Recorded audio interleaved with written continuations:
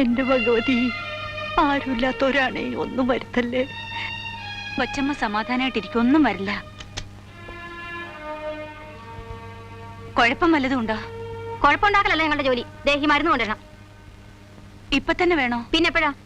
ഈ രാത്രി ഇത് എവിടെയാ കിട്ടുക? അത് ഞാനെങ്ങനെ അറിയാനാ? കിട്ടുന്നിടത്തുനിന്ന് കൊണ്ടുവരണം. ഇവിടെ ഒരു മൂശട്ട മൂന്ത.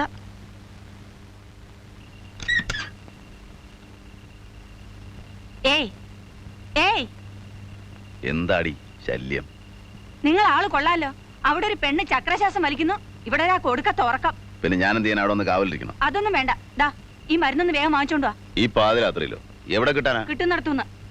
എനിക്ക് പറ്റില്ല, മരുന്നില്ലാണ്ട് പറയാൻ പറ്റാ മതി.